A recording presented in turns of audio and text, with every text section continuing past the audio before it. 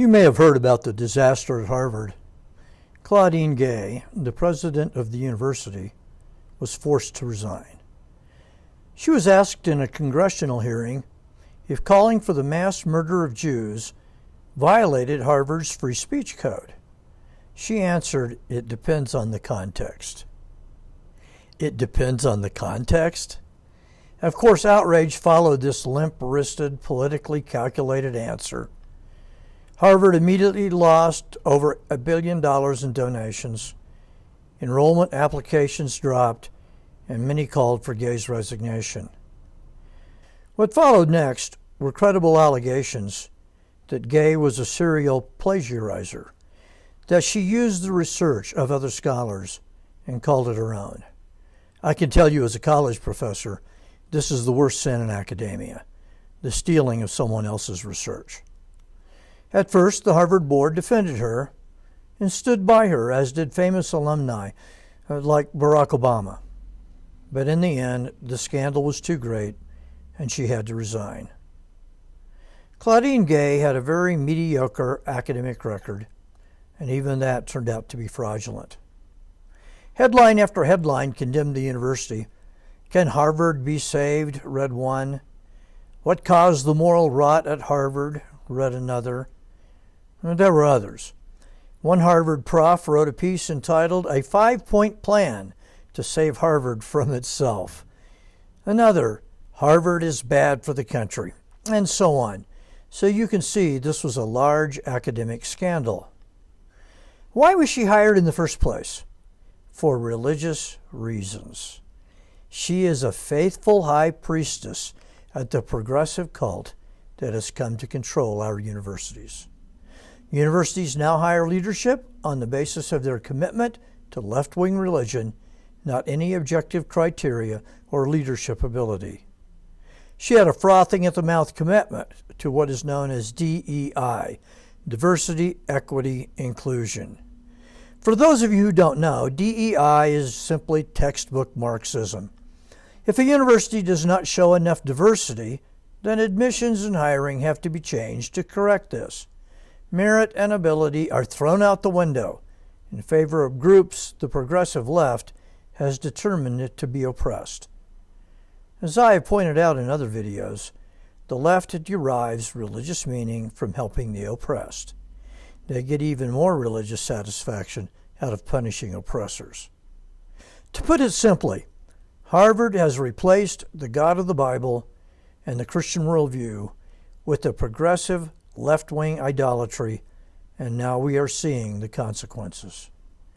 In her resignation letter, did Gay take responsibility for her academic sins? Of course not. She blamed racism. As John Masco points out in Unheard, Gay asks us to disregard the shoddiness of her work and judge her by her conclusions.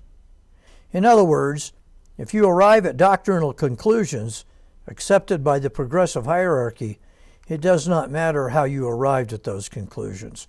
And it doesn't matter if they're true, only if they are politically correct. Don't weep for her. She will continue as a professor with a salary of $900,000 a year. I wonder what she will do if she finds a student guilty of plagiarism. Harvard was founded to train men to teach others about the true God of the Bible. Its original motto was "Glory to Christ." It shortly lost that commitment, but when you reject the God of the Bible, you then turn to different religions, terrible religions. And that's what Harvard has done. Like Israel in the Old Testament, they have turned to idols, and the result is catastrophe. In Isaiah 2:8, the prophet says, "Their land is filled with idols.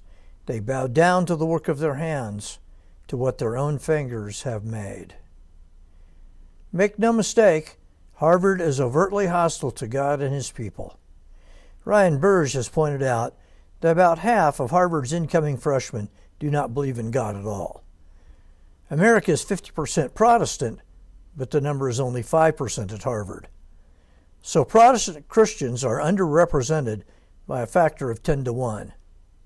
But the DEI folks don't seem to be worried about that.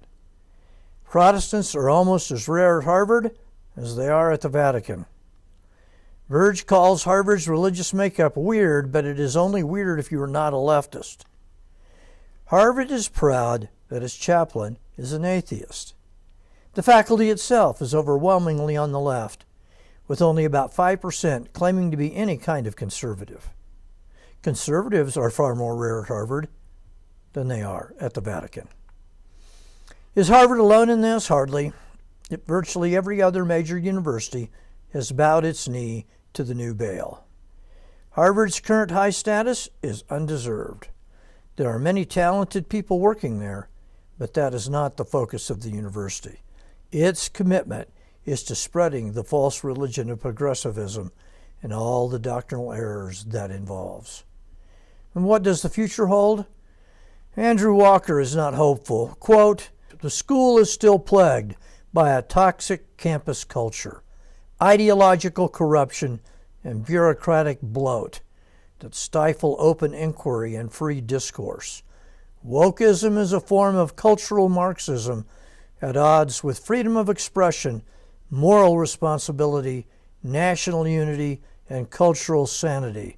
Christians should oppose it vehemently." End quote. Harvard will continue to promote its cultic doctrines.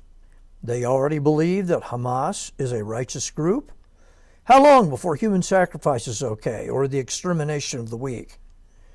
Clearly, the suppression of free speech has already been largely attained.